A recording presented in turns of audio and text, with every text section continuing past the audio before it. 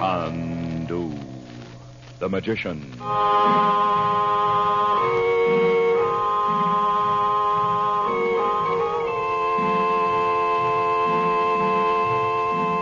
Good evening, ladies and gentlemen. Tonight, the makers of White King granulated soap present for your enjoyment Chandu, the magician.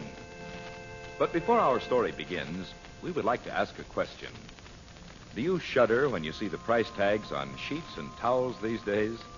Then those high prices are one reason for giving all your household linens White King Wash Day Care. White King has been a good washing machine soap, a good wash day soap for 30 years. Today, it is better than ever, actually improved in quality. You will like White King because it dissolves so quickly and completely in your wash water. Because it makes quantities of suds that eagerly wash off surface dirt and wash out hidden dirt. And White King washes so quickly and so gently, it protects your household linens, keeps them new-looking longer. Just try White King. We know you will say, I love that soap.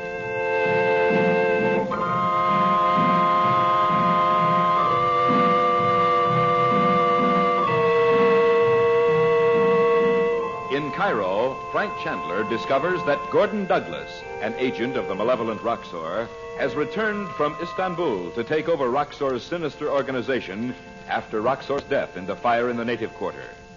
Learning of Douglas's obsession with black magic, Chandler, with Dorothy's help, leads Douglas to the ancient temple under the Sphinx. There, by his occult powers, Chandler forces Douglas to relive an event of 6,000 years ago. A few moments later, as Chandler and Dorothy watch, Douglas walks away into the darkness of the desert night.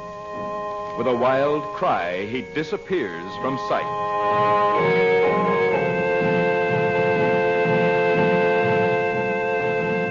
It is 2 days later. Chandler and the Regents have at last started on the long journey to Algiers, where they hope to discover the ancient ruin, long the prison of Robert Regent. The present scene takes place in a room in the governor's residence on the island of Malta. Chandu, the magician. But, Chandler, if this is true, if this man Roxor is dead, our work's finished. Especially now that Douglas has given up. I'm sorry the other council members are gone, Blackman. They were sorry to have missed you. But I'll send your news to them at once. No word yet about the location of Roxor's headquarters? Nothing definite. Here, have a look at this. It was decoded only a few minutes before you arrived. Well, we'll very soon know whether Roxor's alive or dead. You said you found no actual proof of his death. No, everything was burnt out. Only the walls left standing. And Roxor had been tied in his chair. I don't see how he could have gotten out. It's amazing that he should have been in Cairo at all. Why should he have gone there? For a final checkup on his Arab agents. He was just about ready for his big coup. Oh, thank heaven that's been stopped. Yes. And if he's dead, the trouble he stirred up all over the world will die out. True. Well, that seems to be everything. Except that you haven't located Regent. What can you do about that, eh? Roxor himself told me Robert was being held in a ruin near Algiers. I hope we'll find him alive. We? Oh, Regent's wife's with you, eh? Yes, and their 2 children. Ah. They're waiting for me in the garden now. This must be a dreadful ordeal for her. Oh, it is. But if I can find any sort of clue in Algiers, it'll soon be open. We're leaving by plane at 3 o'clock. Are you staying on? Only until tonight. As soon as it's dark, I'm going aboard my friend's yacht. So far, not a word's leaked out about our conference. Good. Well, there are my sister and the children over there by the fountain. I'll say goodbye for now, Blackman. I'd like to meet your sister, if I may. I knew Regent, you know. Certainly. Yeah, I'd best introduce you by another name. We might be overheard. Very well. I'll be Smith. Good old John Smith. Not one of your more imaginative days, is it? Here he is. We're all ready, Uncle Frank. Good. Dorothy, may I introduce a very old friend, Mr. Smith. Well, how do you do? How do you do? And her daughter, Betty. How do you do? And this is Bob. How do you do, sir? How do you do? I knew your husband quite well at one time, Mrs. Regent. Oh, did you? I suppose Frank's told you we found he's alive. Yes, and I'm so glad. He's much too important a scientist to be lost to the world. Oh, you make it seem so real. You know, you're the first person we've met who seemed to believe we'll find him. Oh, I'm quite sure you will. Bob, you look rather odd. What is it? A smudge on my nose or something? Oh, no, sir. I was thinking you look like somebody I've seen. Or maybe it was a picture in the paper. Oh, I'm sure you're quite mistaken. I have a great aversion to photographs of myself. I'm sorry. I must go back inside. I've company. Mrs. Regent, I hope we shall meet again under happier circumstances. Thank you. I hope so, too. Goodbye, Smith. I'll write you, Chandler. Good hunting. Thank you. His face sure looks familiar. Uncle Frank, is he... Didn't you say you were ready to go sightseeing? We are. We have a carriage and a driver already just outside the gate. See? Oh, yes. Of course, Malta's nothing like it was before the bombings, but... Oh, come on, let's go. Oh, yes, let's. I sure wish I could remember where I've seen Mr. Smith.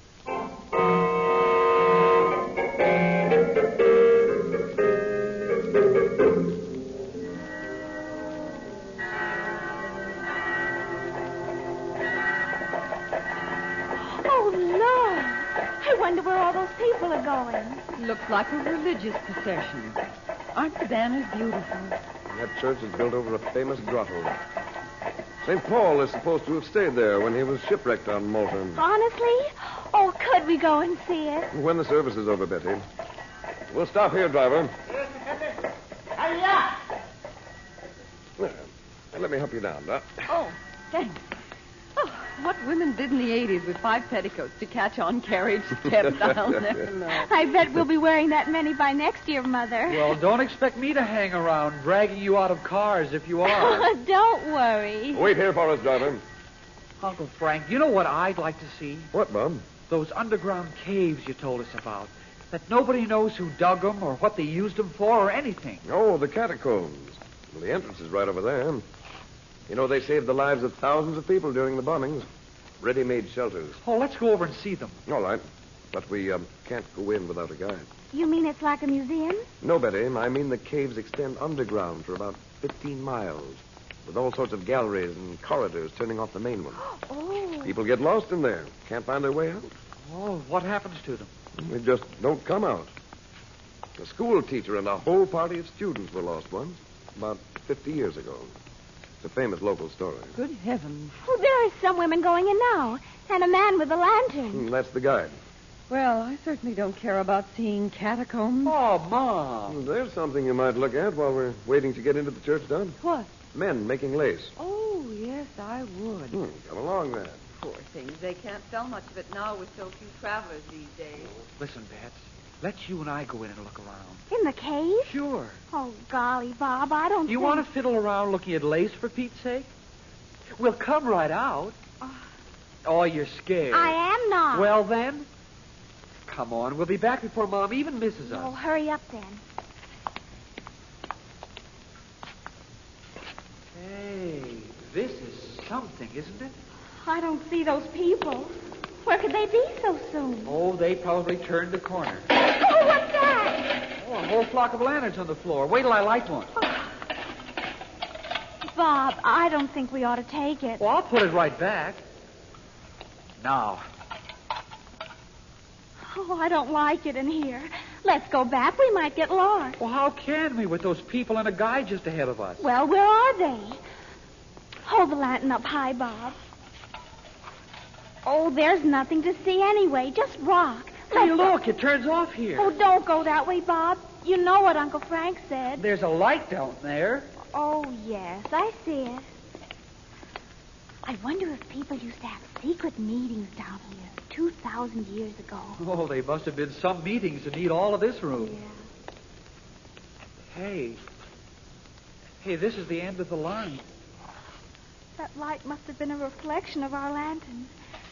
See how shiny the stone is here? Yeah. That square platform looks like the old pagan altar we saw in the pyramid, remember? Oh, come on, Bob. Let's go back the way we came. Oh, it's only a few feet. See? Here's where we turned off. I don't think so. That big pillar wasn't there, was it? Oh, I guess not. Oh, where could those people get to so fast? We were right behind them.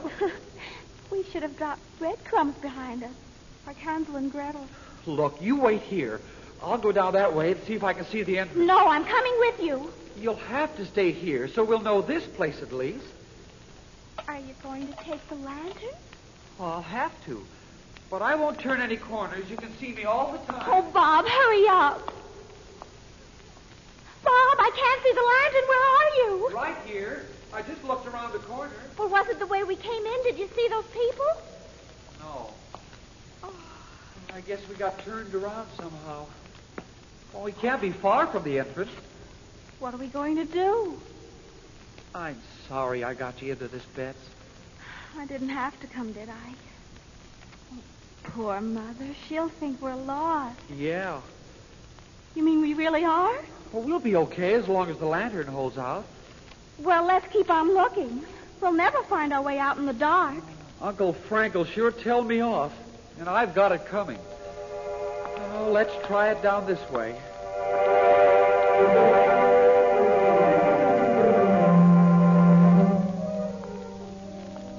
Didn't you find a guide, Frank? They're all in the church. Some kind of special ceremony. Well, it might last for hours. We can't just stand here. Let's go inside and call the children. Well, that's no good, Dot. If they'd gone around a few corners, they wouldn't hear us. Oh, but we'll have to do something. I'm going to. Come over here. Sit down on the bench, Dot. No. I'm going to see if Sit down, Dot. Look into the crystal. The crystal? Why, where did you get it? Look, Dot. I don't see anything. What's the matter?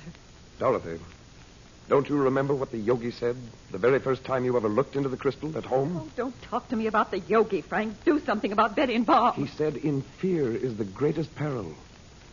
Look again, Dot. Look. I am looking. There's nothing in the crystal at all. Because you're afraid. Oh, I can't help it. Bob and Betty wandering around in that awful place in the dark. Unless you can free your mind from fear, Dorothy, there's nothing in the world I can do. But I can't. Oh, Frank.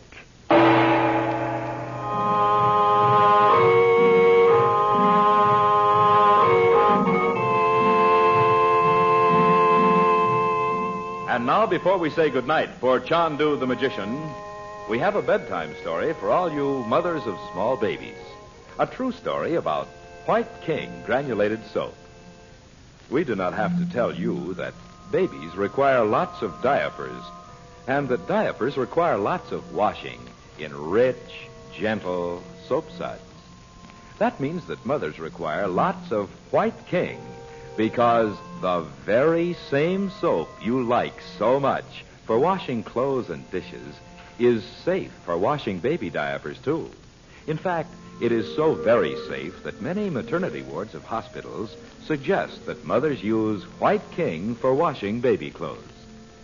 White King suds are gentle suds. They wash baby clothes sweet and clean, and then all the soil and all the soap suds are rinsed away freely and completely in your rinse water. Yes, just as surely as you love your baby, you will love White King for washing baby clothes.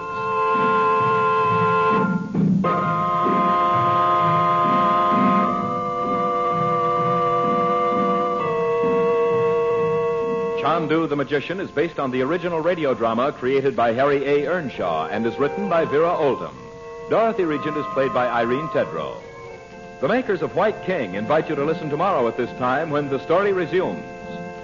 Chandu the Magician. This is the Mutual Don Lee Broadcasting System.